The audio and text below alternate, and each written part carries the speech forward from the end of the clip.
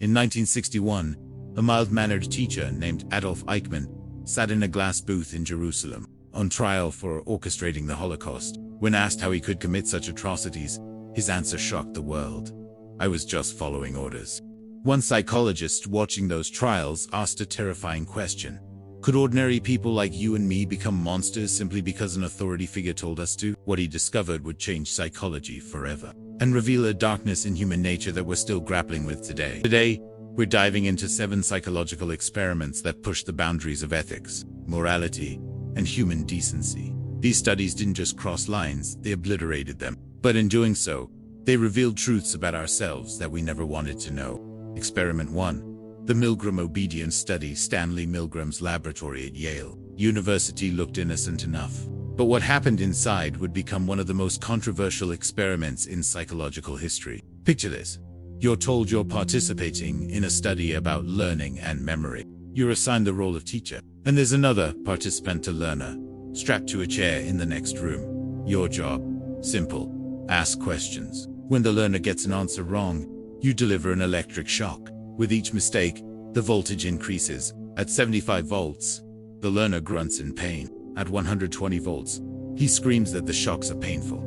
At 150 volts, he demands to be released. At 300 volts, he stops responding altogether. But here's the twist that participants didn't know. There was no learner, no shocks, just an actor in the next room, following a script designed to test one thing: how far ordinary people would go when ordered by an authority figure.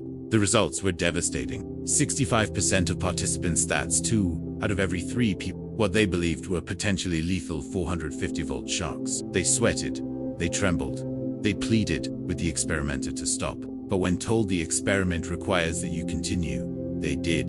Milgram had set out to understand the Holocaust. Instead, he discovered that the capacity for evil doesn't require monsters, it just requires ordinary people. A lab coat. And 4 simple words.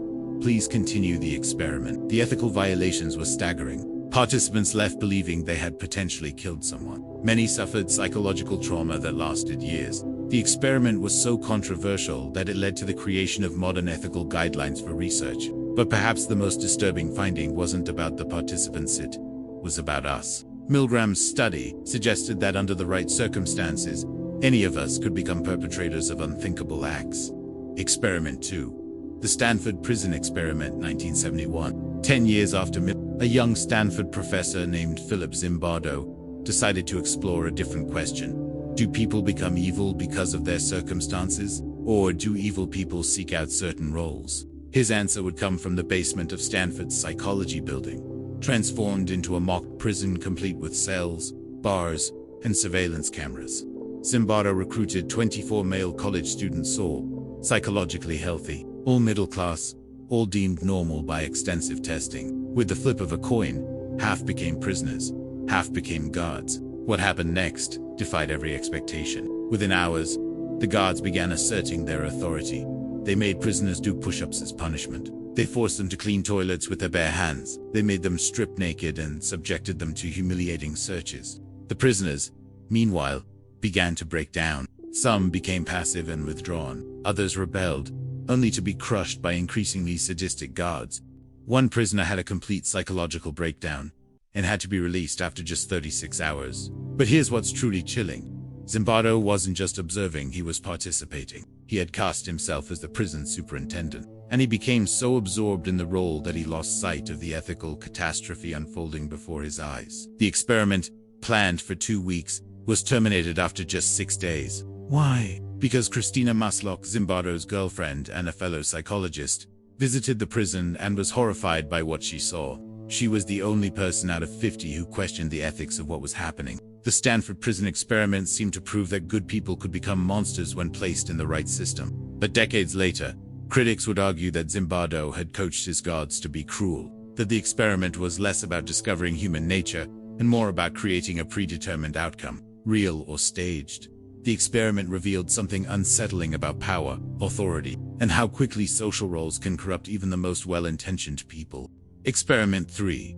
The Little Albert Experiment, 1920. Long before Milgram and Zimbardo, there was a different kind of psychological horror. one that involved not adults making conscious choices, but an innocent child who had no choice at all. In 1920, John B. Watson, the father of behaviorism, wanted to prove that fears were learned, not innate. His test subject was a 9-month-old baby known to history only as Little Albert. Albert was a happy, healthy baby who showed no fear of animals. Watson presented him with a white rat, and Albert played with it happily. Then came the conditioning phase. Every time Albert reached for the rat, Watson would strike a steel bar with a hammer behind the baby's head, creating a loud, terrifying noise. Albert would cry and recoil in fear. After just 7 pairings of rat and noise, Albert became terrified of the rat. But the conditioning didn't stop there. His fear generalized to other white spurry objects. A rabbit, a dog, a fur coat, even a Santa Claus mask. Watson had successfully created a phobia in a baby. But that wasn't the worst part. The worst part was that Albert's mother removed him from the hospital. Before Watson could attempt to reverse the conditioning, Albert disappeared into history, potentially carrying these artificially created fears for the rest of his life. Watson had no consent from Albert. How could he? He had no plan to undo the psychological damage. He simply wanted to prove a point about human behavior, and he was willing to traumatize a baby to do it. Decades later, researchers would spend years trying to identify what happened to little Albert. The most likely candidate, they concluded, was Douglas Merritt, a boy who died at age 6 from complications related to hydrocephalus, a condition Watson may have known about when he selected Albert as his subject. The Little Albert experiment didn't just violate ethics. It potentially destroyed a life for the sake of scientific curiosity. Experiment 4. The Monster Study, 1939. At the University of Iowa, speech pathologist Wendell Johnson designed an experiment that would earn a nickname that haunts psychology to this day. Johnson wanted to understand the origins of stuttering. His hypothesis was that stuttering was learned behavior, caused by negative reactions to normal speech disfluencies in childhood. His subjects were 22 orphan children from Iowa. Johnson divided them into 2 groups. The first group received positive speech therapy, with praise and encouragement. The second group received something far more sinister. Children in the second group were told they were beginning to stutter. They were criticized for their speech, told they were failing, and made to feel shame about how they spoke. These children had no speech problems before the experiment began. The results were devastating. Several children in the negative therapy group developed severe speech problems that lasted their entire lives. They became withdrawn. Some stopped speaking almost entirely in certain situations, and many carried deep psychological scars well into adulthood. Johnson had successfully created the very problem he claimed to be studying. But unlike the accidental trauma of other experiments, this damage was intentional, systematic, and inflicted on children who had no power to resist. The study remained hidden for decades. When it finally came to light in 2001, the University of Iowa issued a formal apology. The study remained hidden for decades. When it finally came to light in 2001, the University of Iowa issued a formal apology. But money couldn't undo the damage. Mary Tudor, Johnson's graduate student who conducted the negative therapy, would later say the experiment was the most unethical thing I've ever done in my life. Experiment 5. The Learned Helplessness. Experiments, 1965. Martin Seligman's experiments began with a simple observation. While studying classical conditioning in dogs, he noticed something unexpected. Dogs that had been subjected to electric shocks in one situation seemed to give up trying to escape shocks in a completely different situation, even when escape was possible. Seligman decided to investigate this phenomenon systematically. He divided dogs into 3 groups. The first group received no shocks. The second group received shocks, but could stop them by pressing a lever. The third group received identical shocks, but had no control. Nothing they did could stop the pain. 24 hours later, all the dogs were placed in a new box with a low barrier. A shock would begin, but the dogs could easily escape by jumping over the barrier. The first 2 groups quickly learned to jump to safety, but the third group, the dogs that had experienced inescapable shocks, just lay down and whimpered. They had learned to be helpless.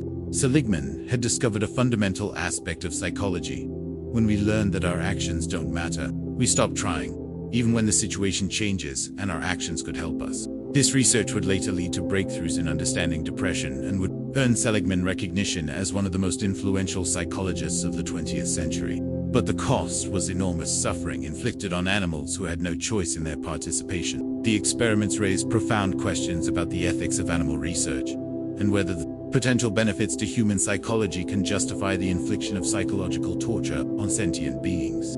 Experiment 6. The Third Wave Experiment, 1967. Sometimes the most disturbing experiments aren't conducted in laboratories. They happen in classrooms, with teenagers, by teachers who lose control of their own creation. In 1967, high school history teacher Ron Jones was struggling to explain to his students how ordinary Germans could have participated in the Holocaust. His students couldn't understand how an entire population could be swept up in fascism. So Jones decided to show them. He created a movement called the Third Wave, based on 3 principles: strength through discipline, strength through community, and strength through action. It started simply. Jones introduced special salutes, strict classroom rules, and a sense of belonging to something special. Students had to have perfect posture, give short answers, and address each other with the third wave salute. But the experiment spiraled out of control. Students began reporting on each other for breaking rules. They recruited new members aggressively. They became obsessed with the movement, spending hours on third wave activities and excluding non-members. Within just 5 days, Jones had created a functional fascist movement in his classroom. Students were so committed that they were willing to give up their individual freedoms for the power of belonging to the group. Terrified by what he had created, Jones ended the experiment by revealing the truth to his students. He showed them footage of Nazi Germany and explained how they had just recreated the very conditions that allowed the Holocaust to happen. The students were devastated. Many felt betrayed and manipulated. Some were so committed to the movement that they refused to believe it was fake. Jones had successfully demonstrated the appeal of fascism, but at the cost of psychologically manipulating his own students. Experiment 7. The Robbers Cave Experiment. 1954. Our final experiment takes us to Robbers Cave State Park in Oklahoma, where psychologists wanted to understand how groups form prejudices and how conflicts between groups can be resolved. His subjects were 22 11-year-old boys who thought they were simply attending summer camp, but Sharif had carefully selected them. All were from similar backgrounds, all were psychologically healthy, and none knew each other before the experiment. The boys were divided into 2 groups and kept separate for the first week. Each group developed its own identity. One called themselves the Rattlers, the other the Eagles. They created flags, developed nicknames, and formed strong bonds. Then Sharif introduced competition. The groups competed in games like tug-of-war, baseball, and treasure hunts. Almost immediately, the friendly competition turned hostile. The boys began name-calling, raiding each other's cabins, and even getting into physical fight. Sharif had successfully created prejudice and conflict between groups of boys who had no previous history of antagonism. The experiment demonstrated how quickly us versus them thinking can emerge and escalate. But Sharif wasn't content to just create conflict. He wanted to see if he could resolve it. He introduced superordinate goals, problems that required both groups to work together to solve, like fixing the camp's water supply. Gradually, the hostility faded. The boys began to see each other as individuals rather than enemy group members. By the end of the camp, they were friends again. The Robbers Cave Experiment provided valuable insights into prejudice and conflict resolution, but it also involved deceiving children and deliberately creating psychological distress between them, all without their knowledge or consent. What we learned about human darkness. These 7 experiments revealed uncomfortable truths about human nature that we're still grappling with today. They showed us that ordinary people can commit extraordinary evil when placed in certain situations. The capacity for cruelty isn't limited to monsters. It exists in all of us, waiting for the right circumstances to emerge. Authority figures have tremendous power to influence behavior, even when their commands violate our deepest moral convictions. The phrase "I was just following orders" isn't just an excuse. It is a description of how humans actually behave. Social roles can transform us in ways we never expect. Put someone in a uniform, give them power over others, and watch how quickly they can become someone they never thought they could be. But perhaps most importantly, these experiments taught us about the cost of knowledge. Every insight came at the price of human suffering, trauma that lasted years, lives that were damaged, children who were manipulated and deceived. The ethical violations of these studies led to the creation of modern research ethics. Today, institutional review boards evaluate every psychological study. Informed consent is required. Participants can withdraw at any time, and the potential benefits must outweigh the risks. But the most important lesson might be this: understanding our capacity for evil isn't about becoming cynical about human nature. It's about becoming more vigilant, more questioning, and more committed to protecting the vulnerable from those who would exploit them in the name of science, authority, or the greater good. These experiments from psychology's dark past remind us that the line between good and evil isn't as clear as we'd like to believe. Each of us carries the capacity for both great kindness and terrible cruelty. The question isn't whether we'll face situations that test our moral convictions. It's whether we'll have the courage to do what's right when those moments come. The next time someone in authority asks you to do something that feels wrong, remember Stanley Milgram's participants. When you see injustice happening around you, remember that Christina Masloch was the only person out of 50 who questioned the Stanford prison experiment. Sometimes the most important thing we can do is simply say no. If this video made you think about ethics, human nature, or the power of situations to shape behavior, I'd love to hear your thoughts in the comments below. And if you want to explore more about psychology and human behavior, make sure to subscribe for more content that challenges how we think about ourselves and the world around us. Until next time, stay curious, stay ethical, and remember, we're all capable of more than we realize, both good and bad.